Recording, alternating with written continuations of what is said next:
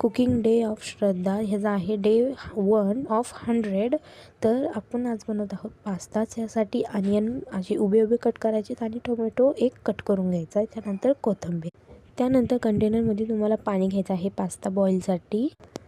2 चमचा ऑइल टाकायचे, 1 चमचा मीठ टाकायचं आहे. 2 चमचे ऑइल, 1 चमचा मीठ पास्ता बॉइलिंगसाठी. त्यानंतर मी एक इथं वेगळे शेपचे म्हणजे आता हे सगळ्यांकडेच भेटतात त्या शेपचे मी पास्ता घेतलेत. 5 मिनटं बॉईल होऊ द्यायचं.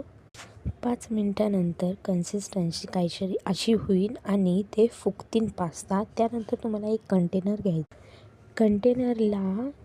त्यानंतर आता तुम्हाला कंटेनर घ्यायचं आहे. कंटेनरला चांगलं ऑइल लावून घ्यायचं आहे. मी 1 चमचा म्हणजे अर्धा चमचा ऑइल टाकलं आहे.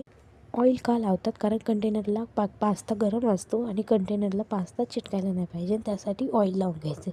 तर भांड्याला ऑइल लावल्यानंतर तुम्हाला पास्ता सगळा हे ट्रान्सफर करून घ्यायचं आहे. व्हाईट स्टार्च जाऊ द्यायचा आणि थोडंसं गार पाणी टाकून ठेवायचं. त्यानंतर परत ऑइल टाकायचं म्हणजे एकमेकांना पास्ता चिटकायला नाही पाहिजे. चांगलं मिक्स होऊ द्यायचं म्हणजे पास्ता एकमेकांना चिटकत नाही. हे बघा काहीसा असं झालं आहे. कसा फुगतोय मी ते तुम्हाला दाखवते. हे बघा लाईक दिस. आता आपण पास्ता बनवूया. पास्ता बनवायसाठी सगळ्यात पहिलं काय काय लागेल तर एका भांड्यामध्ये 3 चमचे तेल टाकायचं आहे. हे बघा 3 चमचे तेल टाकायचे. त्यानंतर त्याच्यामध्ये तुम्हाला मोहरी नाही टाकायची, नुसतं जिरं टाकायचं आहे. ठीक आहे. जिरं थोडं तडतडलं की त्याच्यामध्ये तुम्हाला टाकायचं आहे कांदा. हे बघा कांदा तुम्ही पातळ पातळ आणि उभे उभे स्लायसेस कट करा म्हणजे चांगला प्रॉपर चव येते त्याची. आणि गोल्डन ब्राऊन होऊसपर्यंत चांगला सॉते करून घ्या. इथून पुढे मी तुम्हाला पिझ्झा बर्गरचे वेगवेगळे रेसिपीज देणार आहे. सो फॉलो माय अकाउंट. कांदा चांगला गोल्डन ब्राऊन झाल्यावरती टोमॅटोज ॲड करून घ्यायचे. टोमॅटो थोडे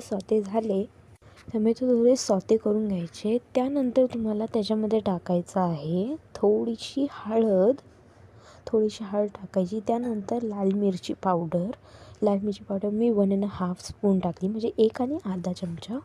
त्यानंतर परत थोडंसं सॉते करून घ्यायचं. त्यानंतर पास्ता मसाला ॲड करायचा आहे आपल्याला. पास्ता मसाला ॲड केल्यानंतर मी मीठ टाकायचं विसरले होते, पण माझ्या लक्षात आलं. तर तुम्ही विसरू नका. तुम्ही हळद आणि मिरची टाकल्यावरती मीठ लगेच टाका. 1 चमचा मीठ टाकलं मी. तुमच्या स्वादानुसार तुम्ही मीठ टाकू शकता. त्यानंतर टोमॅटो केचप टाकलं आहे थोडंसं 2-3 स्पून. त्यानंतर तुम्हाला बॉईल केलेला पास्ता टाकायचा आहे. चांगलं एकजीव होईपर्यंत सॉते करायचं. त्यानंतर गार्निश करून घ्यायचं. बिकॉज माझ्या मम्मीला कोथिंबीर आवडते त्यामुळे मी कोथिंबीर टाकते. कुकिंग श्रद्धाला फॉलो करा आणि लाईक करा, शेअर करा, कॉमेंट करा.